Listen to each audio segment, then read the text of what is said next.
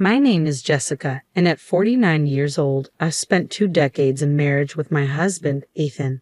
Last year, our son ventured off to a university in another state, leaving our home quieter and granting me more free time. However, to support our son financially, I took up a part-time job, a shift from my previous role as a stay-at-home mom. Initially, this transition posed its challenges, but lately I've found a sense of fulfillment as my contributions at work have been acknowledged and valued. Excitedly, I shared news of a modest raise with Ethan one evening, basking in the recognition of my efforts. But the mood shifted abruptly when Ethan, seemingly detached, dropped a bombshell. "So, you're saying you can live on your own now?" Confusion clouded my mind as I tried to comprehend his words. Then, with a smirk on his face, he disclosed that he had found a new girlfriend and saw no need for our marriage anymore. Stunned and shaken, I couldn't process the suddenness of his declaration. "What do you mean?" I stammered, the ground feeling unsteady beneath me. His callousness cut deep as he dismissed our marriage with ease, instructing me to procure divorce papers the next day. His words pierced through me, accusing me of having given up on being a woman, insinuating blame for our dwindling intimacy. Furious and hurt, I couldn't believe the audacity of his words. Yes, our relationship had faltered over time, but it wasn't because I had abandoned my womanhood. It was a culmination of various factors, none of which warranted such cruelty and disregard. I feel an unexpected attraction towards a middle-aged man in his 50s, despite his extra weight, and it unsettles me. Frustrated and bewildered by my own feelings, a mix of anger and amusement bubbles up, causing me to burst into laughter. "I'm tired, busy. It's a hassle," I manage between chuckles. "You were the one dodging me with those excuses, and now suddenly you want to play the man card. That's rich." But my laughter fades when I see Ethan's face darken with anger. His tone shifts, laced with bitterness and disrespect, as he lashes out with harsh, vulgar words. His posture exudes arrogance as he leans back, crossing his arms, boasting about his apparent affair partner, Ashley. "Ashley is different," he sneers, mocking me for my excitement over a modest pay raise. "She's head over heels for me, calling me the best boyfriend ever. Look at you, thrilled over a tiny raise. How pathetic." With a sense of superiority, Ethan regales me with details about Ashley, emphasizing her youth and vitality. "She's in her mid-20s, working in the nightlife scene for over a decade," he boasts, ignoring the vast age gap between us and the fact that we have a son nearly 20 years old. It's a stark reminder of the unorthodox dynamics of their relationship, with a partner barely older than our own child, now expecting a child of her own with Ethan. I felt like I was losing my mind, drowning in a sea of revulsion. Life, I believed, should be about love, but not the cold, hardened kind that Ethan embodied, resembling a moldy rice cake. No, love should be vibrant, enduring, like the fresh, plump skin of Ashley. That, to Ethan, seemed worth every penny, a love that justified spending money. With a tongue rolling with fervor, my husband ranted, extolling the virtues of love bought with wealth. His eyes sparkled with desire for Ashley, while he turned a blind eye to his own aging self. When I dared to confront him about Ashley's motives, he erupted in a whirlwind of anger. "It's not about money, it's about love," he spat, his words dripping with venom. And then, with a chilling finality, he declared his intention to marry Ashley, ordering me to pack my belongings and leave. His callousness stunned me into silence, leaving me speechless and incredulous. Yet, amidst the chaos, a realization dawned upon me. The last time Ethan had uttered the word love to me felt like eons ago. I couldn't help but find the situation absurd, for I knew, with time, Ethan's fervor for Ashley would wane, just as his affection for me had dwindled. In the end, his venomous words would find a new target, directed at Ashley herself. And as I stood there, absorbing his disdain, I couldn't help but pity him. Pathetic indeed. I should have seen the signs long before we exchanged vows. Reflecting on our marriage, I realize I've carried the burden of housework and childcare alone, while my husband never lifting a finger to help, only offered criticism for what I hadn't done. In those days, appreciation or affection were foreign concepts, and now he's discarding me for a younger woman after all my efforts. It felt surreal, like a decision born of madness, yet Ethan dismissed my protests as mere bitterness. "No problem," he shrugged, casually mentioning paperwork for our separation to be done on his next day off before retreating into his room. For days, I wrestled with sleepless nights and tears of frustration, though outwardly, I maintained composure.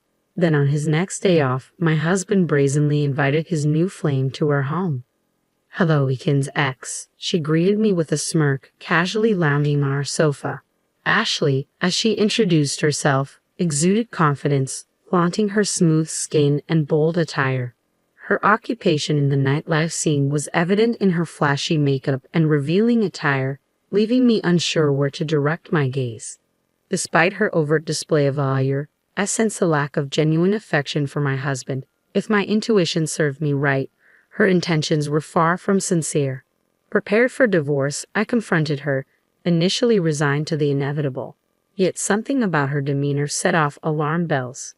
"Ashley, did you pursue a relationship with Ethan fully aware of his marriage?" I inquired, hoping for some semblance of understanding. She laughed dismissively. "I'm not naive, old lady," she sneered, her condescension palpable. "You're the one who's being replaced. Ethan and I are headed towards a civil arrangement." Her arrogance grated on me, but I maintained my composure, revealing the recorder hidden in my pocket. "Your confidence might falter when this recording surfaces. You're aware I can seek compensation for your involvement." Indignant, she complained to Ethan, who attempted to pacify her, assuring her of a preconceived plan. Their collusion sickened me as I watched on in disgust. Ethan then produced documents outlining the terms of our divorce, including alimony and pension division. Ashley's disdain for the arrangement was evident, her eyes fixed greedily on what she perceived as her rightful share of Ethan's inheritance. With thinly veiled displeasure, Ethan reassured her, attempting to placate her with promises of child support. To him, her blatant greed seemed endearing, further fueling my anger. As she casually dismissed my settlement as a mere deduction from her own share, my patience waned, struggling to contain my fury. In the face of their callousness, I struggled to find solace, grappling with the bitter reality of their selfish intentions. Confident in my intuition, I proposed a solution, insisting on notarized documents to formalize the divorce terms. I kept my response curt, mindful of the recording device capturing our conversation. My husband, aware of the evidence against him, reluctantly agreed to my terms. "Are you satisfied now?" my husband's new companion interjected, visibly impatient. "Make sure you're gone by the end of the month," she demanded, clearly eager to take over my role in our home. With the notarized document finalized, our divorce proceeded swiftly. As if waiting for the opportunity, the woman wasted no time in asserting her dominance, urging me to leave with an air of amusement. "Now that I've submitted our marriage registration, I'm Ethan's wife," she declared triumphantly, relishing in her newfound status. I handed over the keys to our home, resigned to my fate. Before departing, I couldn't help but question her choice. "Isn't Ethan the same age as your parents?" I inquired, highlighting the irony of her insults towards me. Her response was telling. "You call me old, yet he's older than you," she retorted defensively. "Why did you choose him as your partner?" I pressed further, curious about her motivations. When I posed the question, her response echoed my expectations perfectly. "Ethan is a division manager at a top-tier company," she began, her eyes glimmering with anticipation. "This house, recently renovated and conveniently located near the station, will be transformed to my liking." She drifted into a daydream, envisioning a life where Ethan would cater to her every whim. "He might not be the most attractive or youthful," she conceded, "but he's promised to fulfill all my desires. With him, my future feels secure." Her smirk, laden with satisfaction, seemed almost mocking. With a resigned sigh, I departed from the home where I'd spent countless years. Settling into a dormitory at a university, I embraced a new role as a live-in dormitory mother, a rare opportunity these days. Prior to this, I had juggled part-time work at a company cafeteria, but now, thanks to the support of my understanding boss, I found solace in this fresh start. Grateful for the chance to embark on a new chapter, I reveled in the comfort of my modest accommodation. Despite the limited free time, the fulfilling work, and affordable living costs made it all worthwhile. And as I settled into this new life, I couldn't help but feel a sense of contentment wash over me. I received an unexpected call from my ex-husband, stirring up emotions I thought I had left behind. "Mom is in bad shape. Can you help with her care?" he pleaded, as if we were still entwined in each other's lives. But we were strangers now, and I reminded him of that fact. It's your young wife's responsibility, I retorted, pointing out the obvious. His explanation, that Ashley was pregnant and mom's dementia made her prone to violent outbursts, sounded like twisted logic to me. So it's okay for her to throw things at me, I countered, refusing his request without hesitation. Don't call me anymore, I snapped, cutting off any further discussion. Our paths had diverged, and I had no intention of intertwining them again. Despite being my mother-in-law for 2 decades, our relationship had remained distant. Besides, I had just begun to carve out my own independent life, with neither the time nor the resources to provide care elsewhere.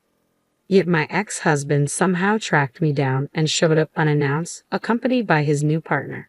If you can't help, at least return the money we paid as consolation, he demanded, his request bordering on the absurd. I saw no obligation to comply, and I made that clear with a cold dismissal. But his companion's glare was anything but passive. Accusing me of deceit, she unleashed her frustration with a scream, hurling documents in my direction, scattering them across the room. As I watched the papers flutter to the ground, I couldn't help but feel a sense of vindication amidst the chaos. I didn't deceive anyone. You merely assumed Ethan had assets of his own. I shrugged deliberately, emphasizing my indifference. While settling my late father-in-law's estate, I discovered a significant amount of debt. Disclaiming the inheritance could have resolved the issue, but Ethan had already taken action. He terminated his father's mobile contract and sold off household items and valuables for quick cash. Unfortunately, this violated the law, preventing us from disclaiming the inheritance due to prior interaction with the assets. With a hint of triumph, I explained how Ethan's actions had left him and his partner responsible for the debt. Ethan dumped all the inheritance paperwork on me without heeding my advice, I accused, turning to address Ashley directly. Did you use that money to further your relationship with him? I demanded, frustrated by their disregard for the consequences. Ethan argued, claiming I should have informed him sooner. But that's precisely what I had been trying to convey. Their failure to listen and take responsibility together only exacerbated the situation. I knew nothing about this, I asserted, watching the woman grow pale and flustered. So you're just going to pretend you're innocent and run off with the money? They pressed me hard, but I remained unfazed. It's ironic you say that, I retorted. If you hadn't cheated, you wouldn't have needed money for your affair. You could have relinquished your inheritance, I pointed out, the frustration evident in my voice. You're the one who caused this mess. He groaned and retreated while I turned my attention to Ashley. You knew he was married, pursued him for his assets, had a child, and then kicked me out. This is the position you wanted, isn't it? I admonished, feeling a surge of anger.